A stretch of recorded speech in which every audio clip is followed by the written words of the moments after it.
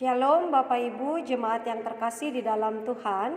Kembali lagi kita boleh bersama-sama datang beribadah, memuji dan memuliakan nama Tuhan di dalam ibadah hari Minggu kita pada saat ini.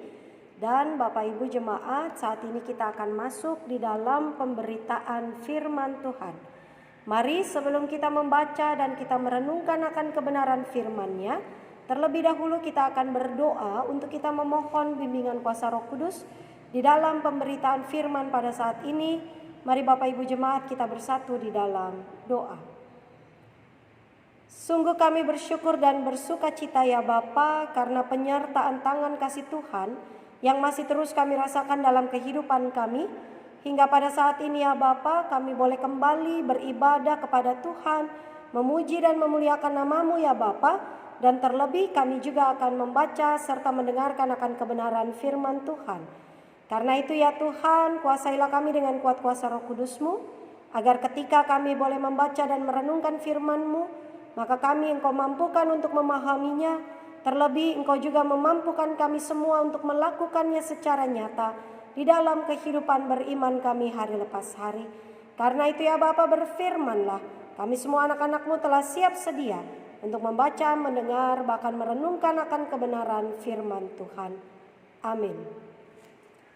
Ya Bapak Ibu jemaat yang terkasih di dalam Tuhan, pembacaan kita pada saat ini di hari Minggu ke-18 sesudah Pentakosta terambil dari Kisah Para Rasul pasalnya yang ke-19, ayatnya yang pertama sampai ayatnya yang ke-12. Kisah Para Rasul pasal 19, ayatnya yang pertama sampai ayatnya yang ke-12. Saya akan membacakannya untuk kita bersama. Demikianlah firman Tuhan. Ketika Apolos masih di Korintus, Paulus sudah menjelajah daerah-daerah pedalaman dan tiba di Efesus. Di situ didapatinya beberapa orang murid.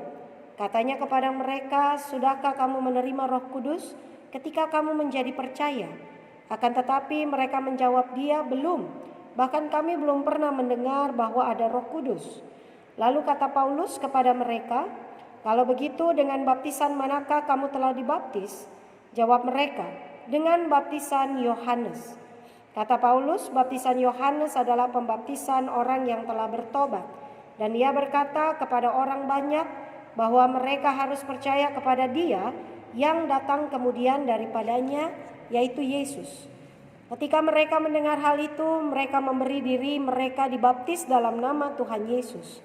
Dan ketika Paulus menumpangkan tangan di atas mereka, turunlah Roh Kudus ke atas mereka, dan mulailah mereka berkata-kata dalam bahasa roh dan bernubuat.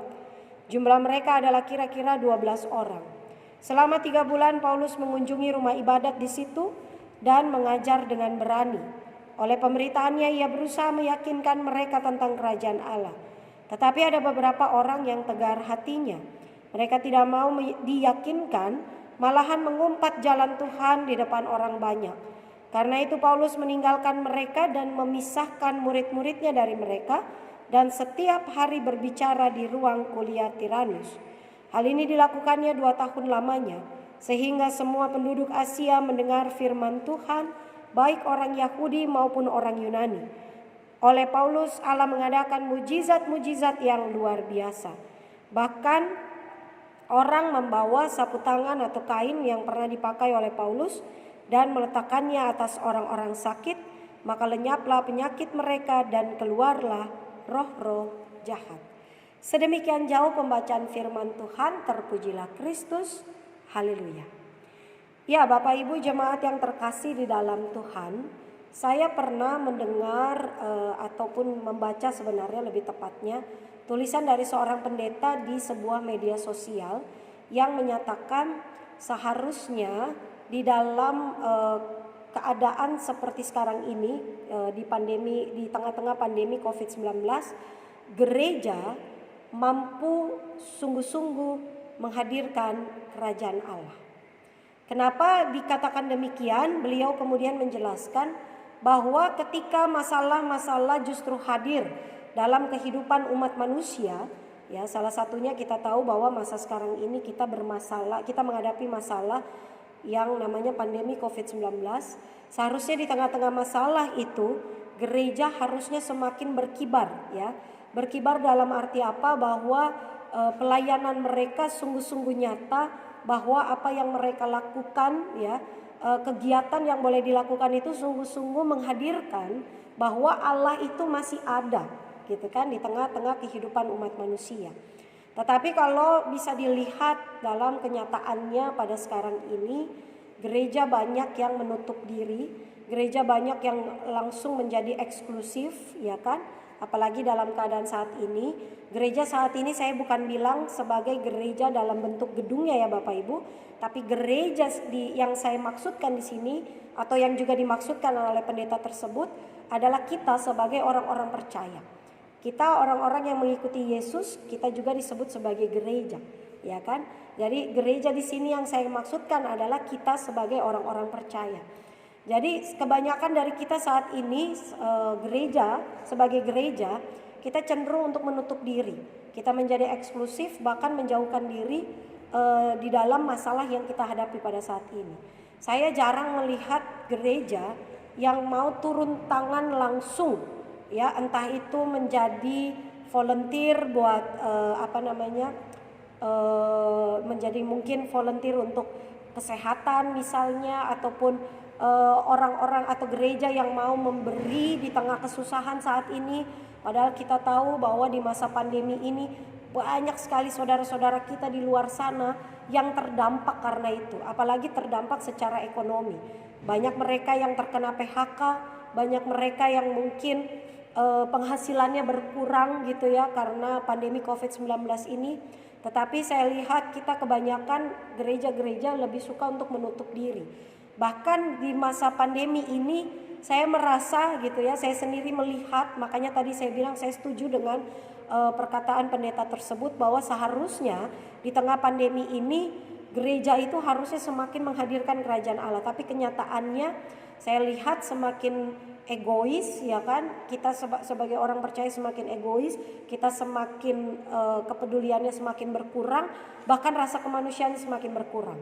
Ya kan, saya mungkin sudah pernah cerita pada zaman-zaman awal COVID itu keluar bahwa banyak sekali orang-orang di luar sana yang bisa dikatakan ketika tahu ada yang terkena COVID atau yang menjadi orang yang dicurigai terkena COVID, kemudian langsung disisihkan gitu ya, atau dibiarkan seperti itu. Bahkan mungkin kalau bisa dikucilkan kehidupan mereka. Padahal bukan harus seperti itu yang kita kerjakan dan lakukan. Ya kan, kita seharusnya sebagai gereja mampu sungguh-sungguh menghadirkan kerajaan Allah. Melalui apa? Melalui sikap perilaku bahkan tindakan pelayanan kita di dalam kehidupan. Nah, Bapak Ibu jemaat, bersyukur bahwa pada sekarang ini ketika kita bicara tentang pelayanan, memberitakan atau menghadirkan kerajaan Allah, kita tidak lagi merasakan apa yang dirasakan oleh para rasul pada zaman dahulu. Kenapa saya bilang demikian? Karena kalau kita melihat tadi dalam pembacaan kita ya, di Kisah Para Rasul banyak sekali kisah-kisah bagaimana rasul-rasul Kristus harus memulai pelayanannya di dalam pelayanan kepada orang-orang yang mau percaya kepada Yesus.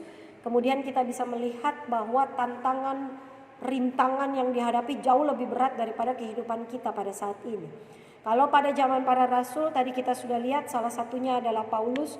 Bagaimana mulai dari ayat yang pertama saja Paulus sudah dikatakan ketika mau memberitakan Injil Kristus, memberitakan berita sukacita itu, Paulus harus menjelajah daerah-daerah pedalaman, ya kan? Kemudian tiba di Efesus. Nah, ketika dia juga menyampaikan kebenaran firman Tuhan, kita lihat tantangan yang selanjutnya, bahwa tidak semua orang mau memiliki hati yang terbuka, ya kan? Banyak orang-orang juga yang memiliki, dikatakan di ayat 9, beberapa orang yang tegar hatinya.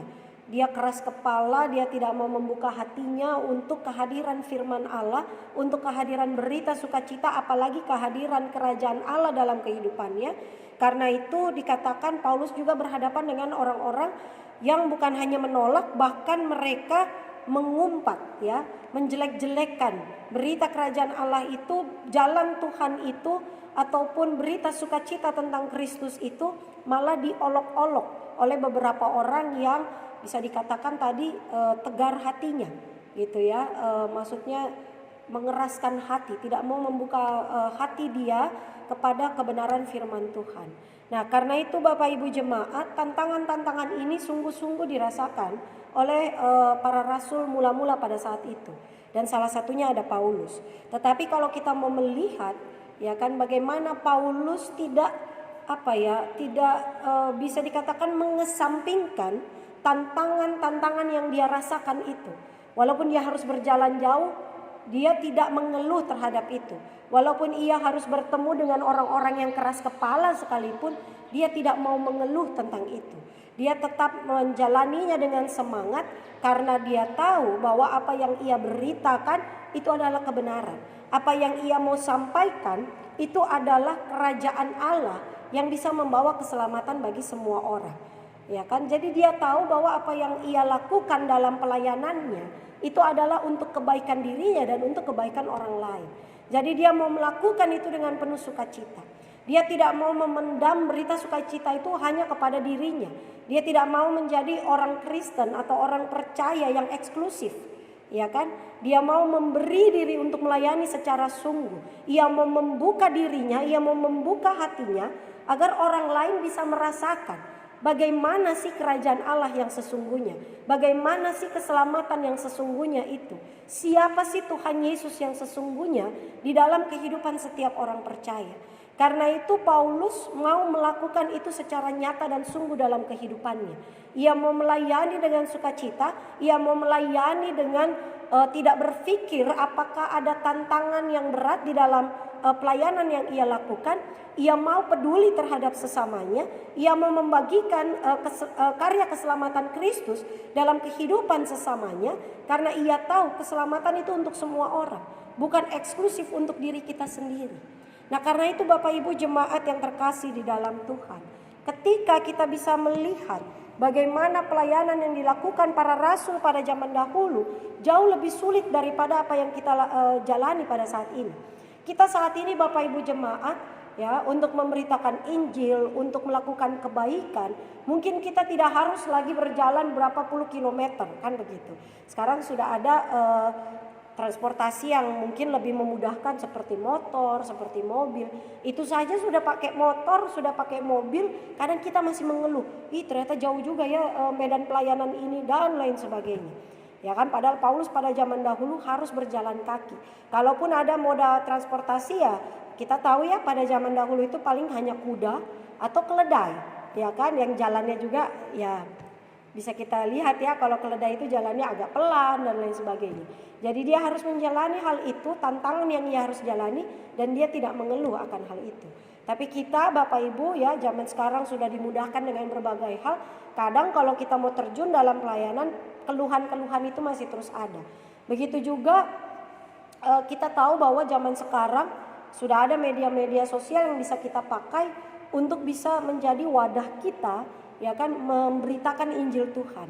Tapi kita lebih senang memakai media sosial ya untuk menjelekkan orang lain, untuk menjatuhkan orang lain, dibandingkan kita memakai media sosial untuk memberitakan kerajaan Allah. Ya kan, egoisme itu tadi masih ada di dalam kehidupan kita. Padahal seharusnya kita sebagai gereja-gereja Tuhan, egois dan eksklusif itu sudah harus dihilangkan. Karena kita semua punya amanat yang sama. Ya kan, mulai dari para rasul di zaman dahulu sampai zaman kita pada saat ini, kita memiliki amanat yang sama.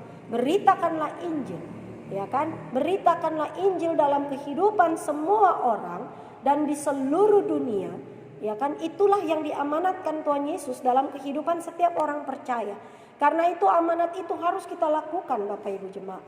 Tetapi seringkali kita mengeluh, kita mungkin lebih suka memakai wadah-wadah yang seharusnya bisa kita lakukan untuk memberitakan Injil, malah untuk menjelekkan ataupun menjatuhkan orang lain.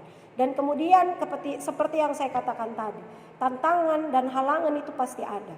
Kalau zaman dulu mungkin orang akan bertemu dengan orang-orang yang bisa dikatakan keras hati.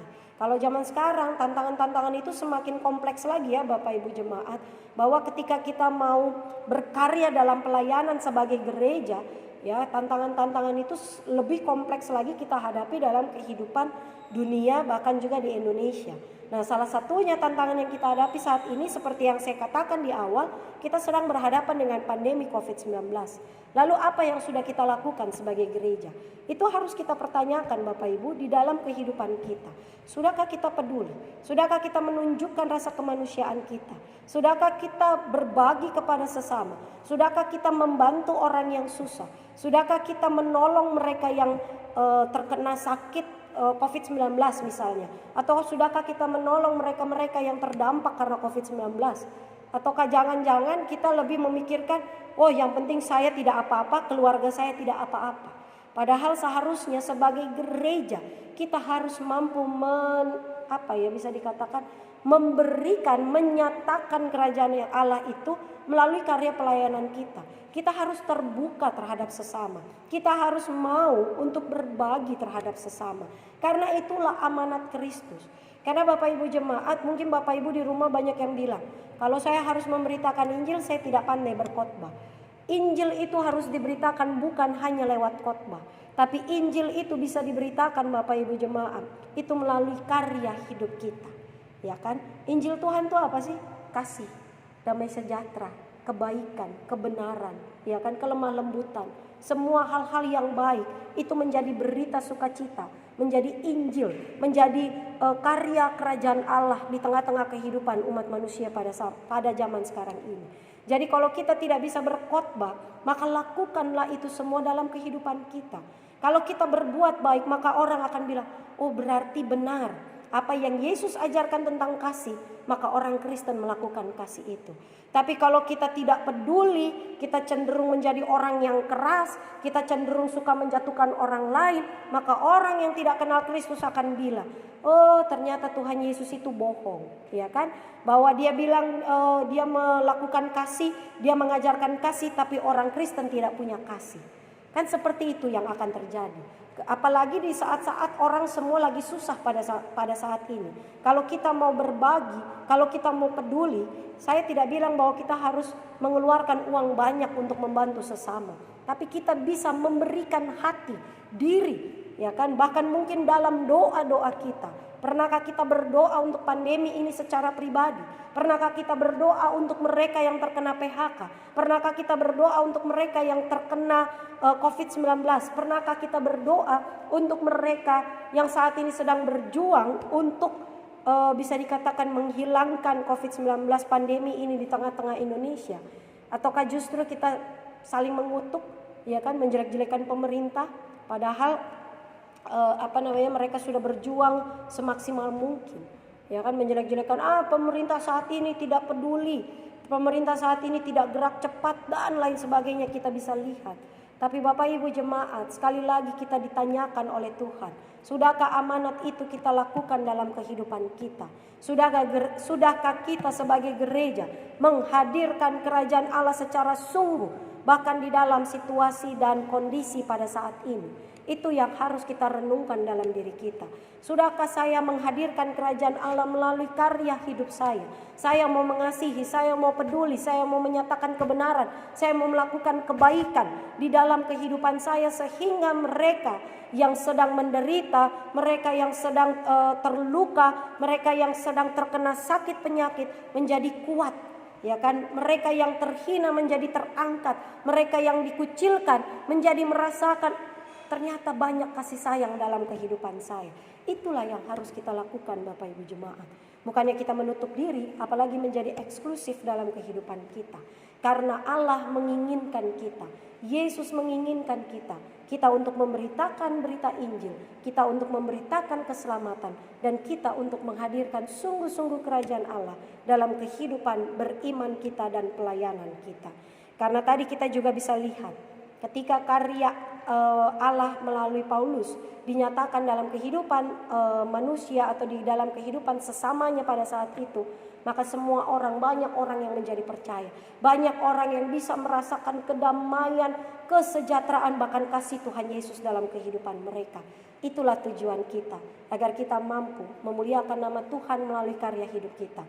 Kita mampu sungguh-sungguh menghadirkan Yesus itu penuh kasih, maka kita pun harus mengasihi, melayani, dan juga memberikan rasa kemanusiaan, empati, dan peduli terhadap sesama kita di dalam kehidupan kita. Tuhan Yesus memberkati kita sekalian. Amin.